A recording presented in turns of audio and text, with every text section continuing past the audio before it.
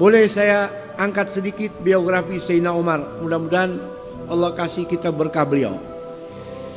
Sayyidina Umar ini orang yang pertama dapat panggilan sahabat dengan kalimat Amirul Mukminin. Orang yang pertama, pimpinan orang mukmin. Dapat julukan Abi Hafsin dari Rasulullah. Abi Hafsin bukan berarti bapaknya Hafsah saja, tapi Abi Hafsin mengandung makna. Hafs artinya asad, singa. Karena Nabi lihat Sayyidina Umar ini begitu keras, sehingga dapat julukan dari Nabi Abi Hafsin. Beliau juga dapat julukan Al-Faruq dari Nabi.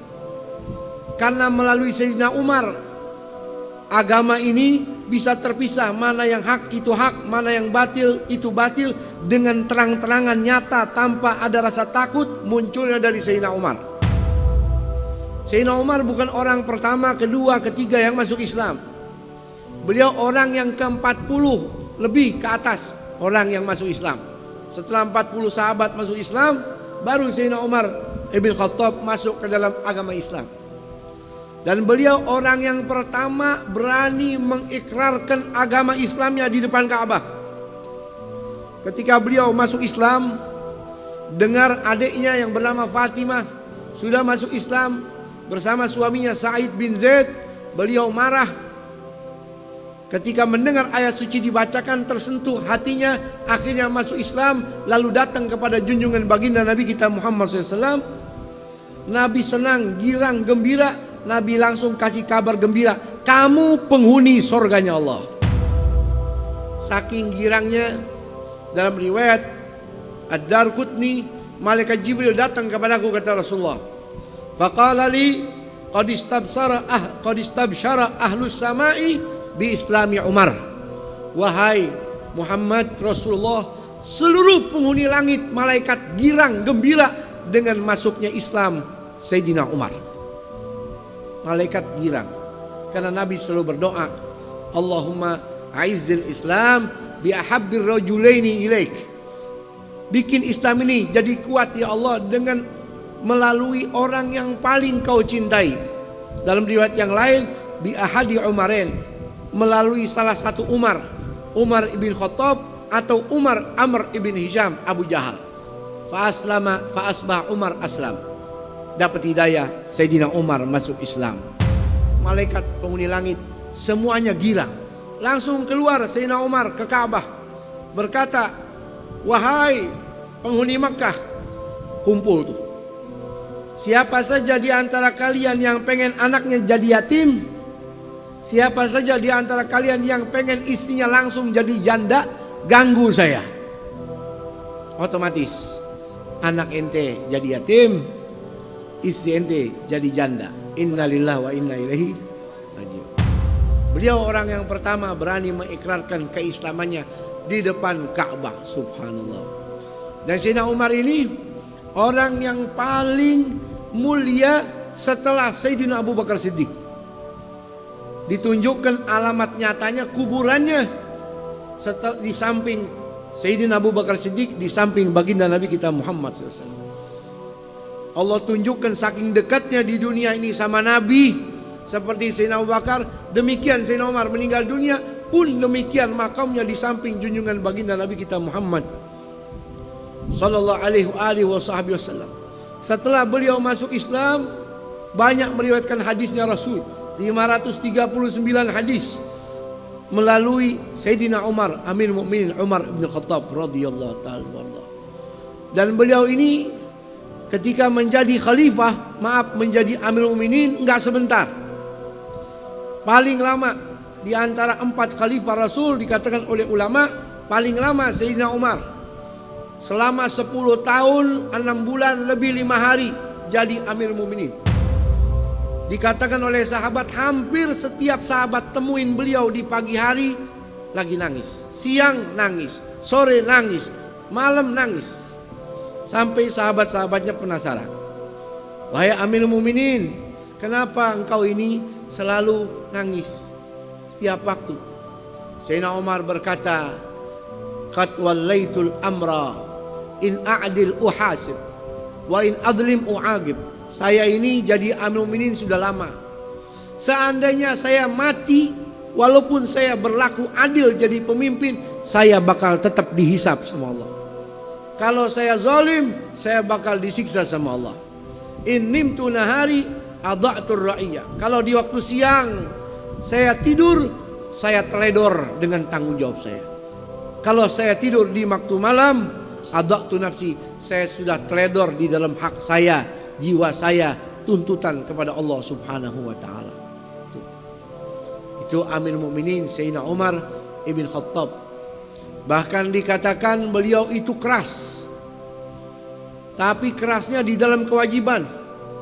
Anaknya sendiri ketika berzina disuruh Algojo mencambuk sampai mati. Tapi di balik kekejaman, di balik kekerasannya, beliau itu orang yang lembut kepada keluarga.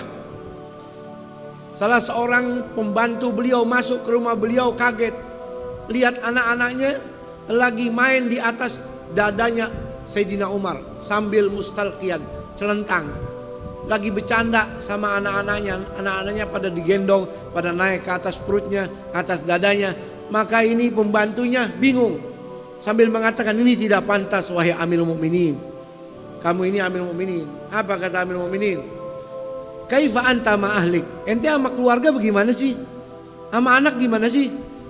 Saya ini sama anak indakhaltu alaihim sakatan natik. Yang ngomong diem.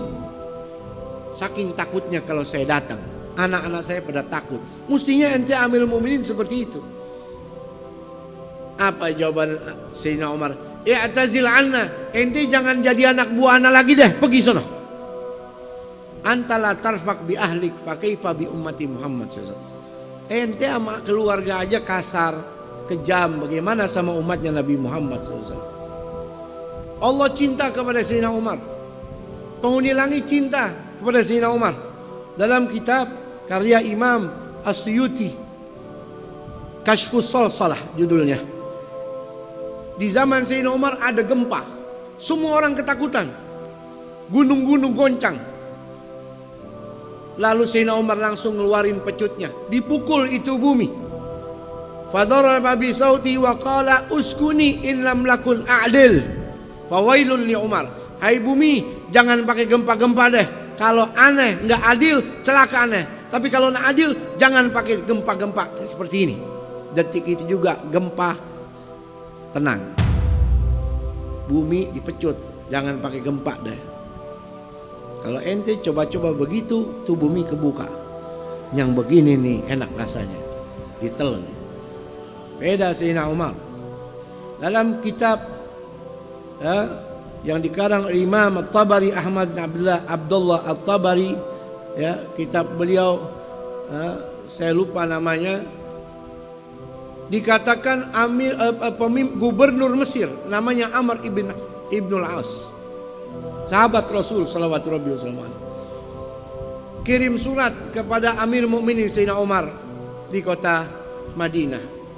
Isi suratnya, wahai Amir Mukminin Sayyidina Umar, mohon maaf, bagaimana pendapat antum? Ini orang-orang Mesir ketakutan, kebingungan karena Sungai Nil airnya sudah mulai mengering, kecuali kita lemparkan wanita yang masih perawan sebagai tumbal, baru airnya bakal naik lagi. Sayyidina Umar pas lihat, oh ya, tulis surat. Isi suratnya begini, wahai Sungai Nil Mesir, min Abdillah Umar Amirul Mukminin, amma ba'du, in kunta min qablika jarian fala tajri, wa in kana Allahul wahidul qahar yujrika fatajri. Wahai Sungai Nil, jangan macam-macam. Kalau ente mengalir karena maunya ente sendiri, nggak ada yang ciptain, boleh ente ngadat. Tapi kalau yang ciptakan kamu, wahai Sungai Nil, Allah, jangan macam-macam pakai ngadat-ngadatan, mengalirlah kamu. Ditulis tuh surat, wahai Amr ibn As, kalau kamu sudah terima surat saya, lemparin ke Sungai Nil. Gak usah lempar-lempar tumbal wanita perawan untuk sungai. Dilemparin tuh kertas ke sungai. Sungai Nil gak butuh tumbal wanita perawan lagi, ayatnya semakin hari semakin tinggi, semakin banyak, semakin berkah. Ketakutan sama surat Amirul Mukminin Sayyidina Umar Ibn Khattab radhiyallahu anhu. Ya, beliau meninggal dunia ya pada usia 63 tahun. Ya, sama kurang lebih dengan umur baginda Rasul. Sayyidina Abu Bakar meninggal 63 tahun juga. Baginda Nabi kita Muhammad SAW meninggal umurnya berapa? 63 tahun. Tiga-tiganya sama orang-orang yang dicintai oleh Allah Subhanahu wa ta'ala. Mudah-mudahan Allah meridhai dan kita melakukan barakahnya, amin. Ya, beliau meninggal dunia dikubur di samping makam Sayyidina Rasul SAW bersama Sayyidina Abu Bakar Siddiq. Pas hari beliau meninggal dunia, matahari yang terang langsung gelap, mendung. Sampai anak-anak kecil datang sama bapaknya, wahai bapak, aqamatil qiyamah, apakah hari ini kiamat? Kok langit jadi gelap? Apa kata bapak anak kecil itu? La ya bunayya, walakinnal yawm gutila Umar. Wahai anakku, hari ini bukan kiamat, tapi hari ini Umar ibn Khattab dibunuh sama orang. Yang membunuhnya orang Nasrani yang bernama Abu Lu'lu'.